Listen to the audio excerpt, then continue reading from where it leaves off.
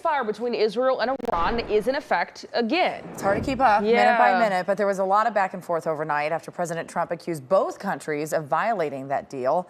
Israel made similar accusations about Iran launching missiles and said new strikes could happen on Tehran. Iranian officials have denied any wrongdoing, but earlier this morning, President Trump said the Israeli jets turned around and the ceasefire deal is back on. It was after a lot of strong language by the president as well. Right. So that's where we stand for now. We're, of course, watching any updates that come in. Joining us now is Vaez, the Iran project director of the International Crisis Group.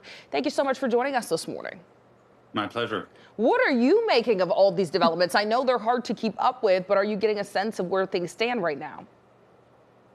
So look, yesterday with Iran's attack on U.S.'s biggest air base in the Middle East, the Al Udeid base in Qatar, which was really performative retaliation by the Iranians in response to U.S.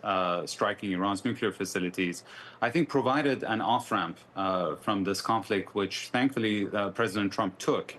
And then he held Israel back.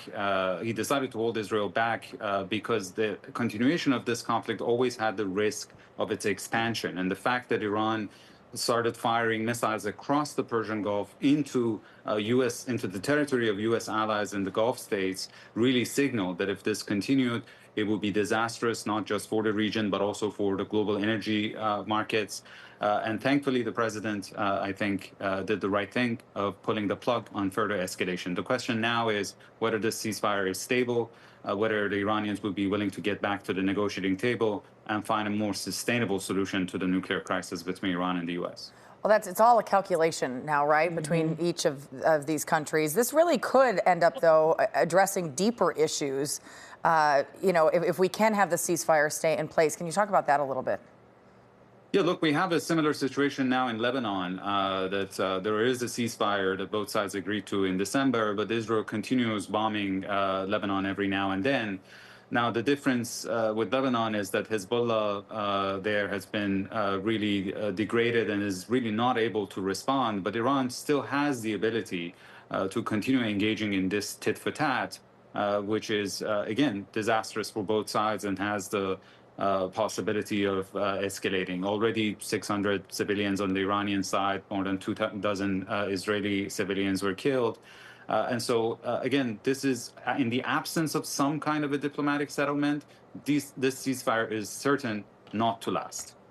And at the heart of all of this is Iran's nuclear program. We are hearing so many different sides as to whether President Trump saying it was completely obliterated, other experts saying Iran could be capable of restoring it pretty quickly. Why is it so essential for Iran to have this nuclear program? Why are they fighting this?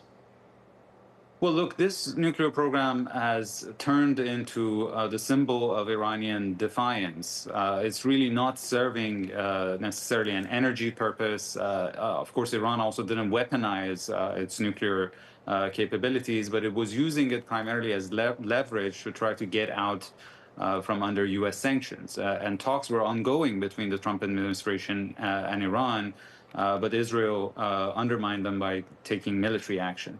And at the end of the day, yes, the Iranian nuclear program has been degraded and set back, but U.S. intelligence community believes that the setback at best is probably around 1 to 2 years. But we had a nuclear deal with Iran in 2015, which set back the program by 15 years without firing a shot. So that's why a return to the diplomatic table is really essential. At the same time, President Trump is heading to the NATO summit in Europe. How will all of this play into that summit, and what is the president looking for?